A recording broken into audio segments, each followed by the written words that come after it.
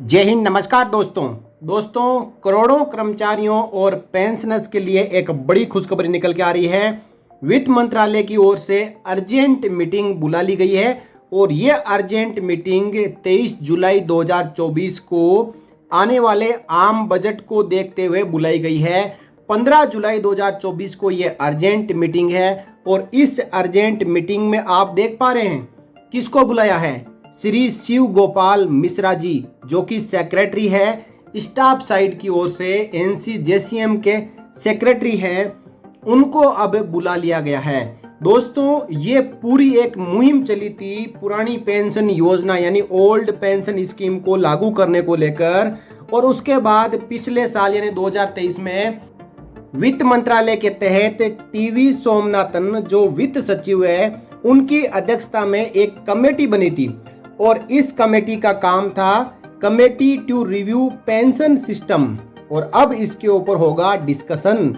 यानी 15 जुलाई 2024 बहुत ही अहम दिन रहने वाला है और उसके बाद 23 जुलाई 2024 को करोड़ों केंद्रीय कर्मचारियों और पेंशनर्स को बड़ी सौगात मिलने जा रही है। 2004 से जो ओल्ड पेंशन स्कीम है उसकी जगह नेशनल पेंशन स्कीम लाई गई जिसमें कोई पेंशन नहीं मिलती। लगातार कर्मचारी और पेंशनर्स मांग कर रहे थे कि हमें चाहिए तो केवल और केवल ओल्ड पेंशन स्कीम चाहिए, और अब इस कमेटी ने रिपोर्ट सौंप दी है और 23 जुलाई 2024 से पहले 15 जुलाई 2024 को जो मीटिंग होगी वो बहुत ही महत्वपूर्ण मीटिंग होगी और इस दिन केंद्रीय कर्मचारियों और पेंशनर्स को खुशखबरी मिल सकती है। दोस्तों पहले हम समझते हैं कि इस इनविटेशन में क्या लिखा गया है, उसके बाद आपको मैं पूरी खबर बताऊंगा। दोस्तों 10 जुलाई 2024 को मिनिस्ट्री ऑफ फाइनेंस की ओर से श्री शिव गोपाल मिश्रा जो सेक्रेटरी है स्टाफ साइड के, साथ ही साथ national council joint consultative machinery इनको लिखा गया है committee to review pension system discussion with staff side national council JCM।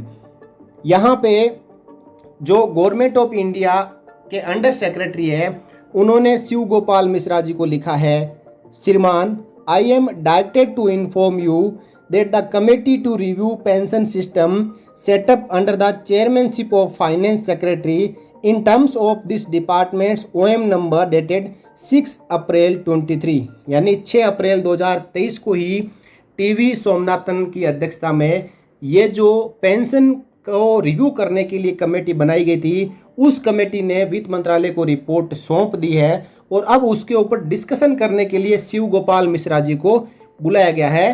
proposed to hold discussion with the staff side of the National Council JCM 8 300 house यानी 15 जुलाई 2024 को 3 बजे सोमवार को room number 169D fresco north block new Delhi में ये meeting होने जा रही है। You are requested to kindly attend the same along with the other representatives of the staff side National Council. The list of participants may be sent to the undersigned in advance। यानी आप आइए हमारे साथ discussion करिए और जो भी आपकी ओर से और आपके साथ पार्टिसिपेंट्स आ रहे हैं उनकी लिस्ट हमें भेज दीजिए। दोस्तों 12 जुलाई 2024 को एक दिन के लिए सभी केंद्रीय कर्मचारियों और स्टाफ साइड की ओर से एक हड़ताल बुलाई गई थी और इस हड़ताल को देखते हुए 10 जुलाई 2024 को डिसीजन लिया गया कि आप हड़ताल को पोस्टपोन करिए, हम आपके साथ मीटिंग करेंगे। दोस्तों देश का सबसे बड़ा संगठन है national council joint consultative machinery staff side और इसकी बात सरकार को माननी ही पड़ती है, इसलिए सरकार को यहाँ पे अर्जेंट मीटिंग बुलानी पड़ी। तो इस मीटिंग की घोषणा होते ही अब खबर भी आ चुकी है, अंतिम बेसिक का 50% पेंशन प्लस डियरनेस रिलीफ का आधिकारिक ऐलान, वित्त मंत्री से शानदार तोहफा।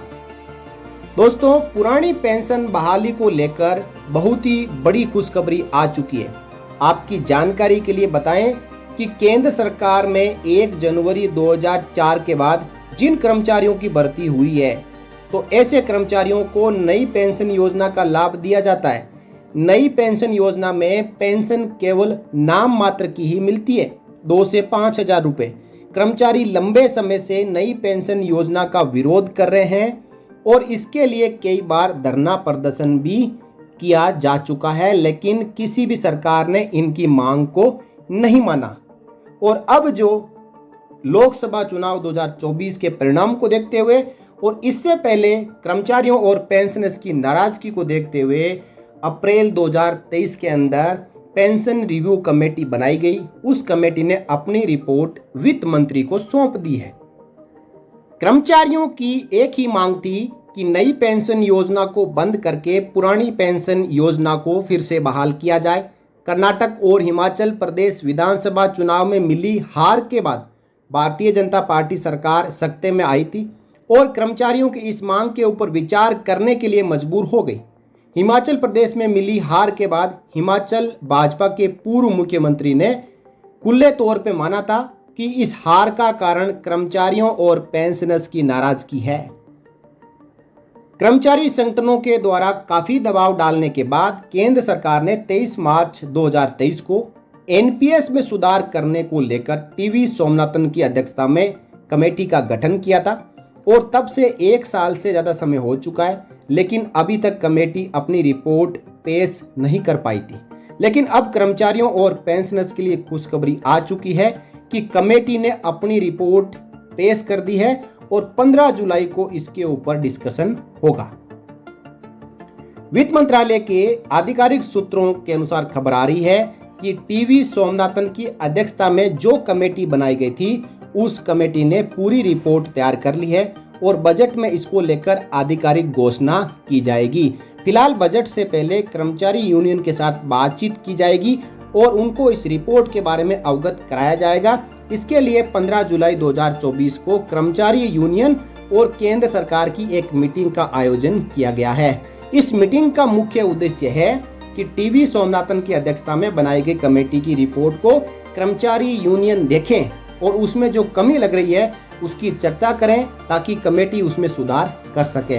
अब आपकी जानकारी के लिए ये भी बता दें कि जो आधिकारिक सूत्र है उनके हवाले से खबर आ रही है कि कमेटी जो रिपोर्ट पेश करने वाली है उसके अनुसार कर्मचारियों को उनकी अंतिम बेसिक वेतन का 50% पेंशन और साथ ही साथ उसके ऊपर डियरनेस रिलीफ मिलना तय है।